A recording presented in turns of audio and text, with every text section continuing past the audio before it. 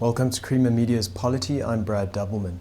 I'm in Randburg to meet with political analyst Aubrey Machiki to discuss the disconnect between political power and economic freedom. Aubrey, how is Desmond Tutu's white tax and Julius Malema's demand for economic freedom in our lifetime a reflection of the realities in South Africa? Well, I find what they have to say quite interesting, because it appears to me they may not have been motivated by the same thing in making the proposals they did make. Julius Malema proposing that we adopt nationalization, and Archbishop Tutu proposing that we impose a wealth tax effectively on white people. I am less concerned about the specific policy proposals themselves. What I am concerned about are the reasons behind those specific proposals.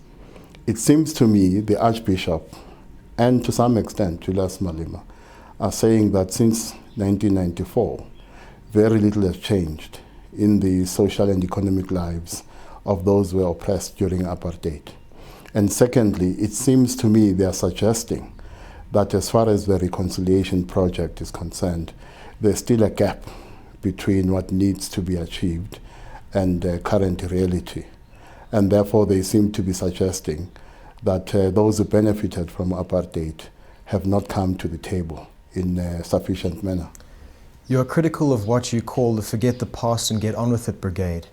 Do you not think that this is a very marginal group in our society? Well, I think it is more widespread than we tend to think. Because when it comes to reconciliation, there are two mistakes we must not make. The first mistake is that of suggesting that no reconciliation has happened since 1994. And secondly, to exaggerate what we have achieved on the reconciliation front. Now, when I survey the discourse, on too many occasions, I see the suggestion articulated in different ways that black people must forget the past and get on with it. And you hear a lot of this when we have discussions about collective or historical memory, when we have discussions about the economy and how the economic conditions of those who are oppressed need to be ameliorated.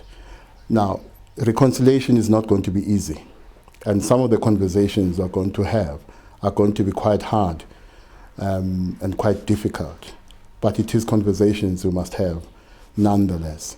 So the suggestion that some in South Africa must get on with it and forget the past, I think is not only denialist, but to some extent is also insensitive.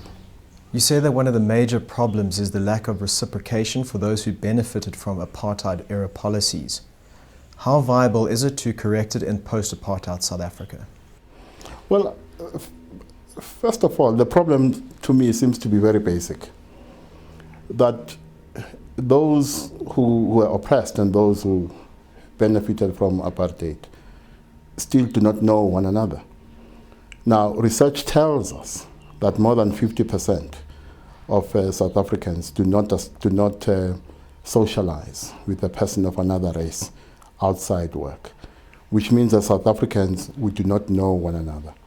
If we do not know one another, it's going to be difficult for us to know one another's aspirations, fears, wishes, desires, and so on. And when we have no understanding of all these things, it is very difficult to pursue a common agenda, because a common agenda can only be pursued successfully on the basis of mutual knowledge and of the basis of knowing what the other desires, what the other has gone through, and therefore what the other aspires towards. You suggest that the 1994 democratic breakthrough delivered the vote, but lack of economic substance to the majority of the people. How do you think the situation can be improved? Well, the first thing we need is to be honest about current economic realities. We must be honest about the fact that the economy still remains in white hands. And when that point is made, we should not see this as an attack on white people, but we should see it as a reality that both black and white people together can address, because it is in the interest of all South Africans, black and white, to ameliorate the social and economic conditions of black people. Now, as long as, of course, in the process, you do not see the kind of opportunism and commodification of identity we sometimes see when people want to pursue narrow economic ends. But if we are honest in, first of all, accepting the current reality, and secondly, in accepting that black people's lot cannot be solved if this is not on the basis of a common agenda between black and white people. It is unfortunate, as I said, that when these issues are raised, some see this as an attack on this or that race, when in fact, what seems to be an attack, if embraced honestly, can lead to a common solution that benefits all of us as South Africans. Thank you, Aubrey. That was political analyst Aubrey Machiki talking about the disconnect between political power and economic freedom in South Africa.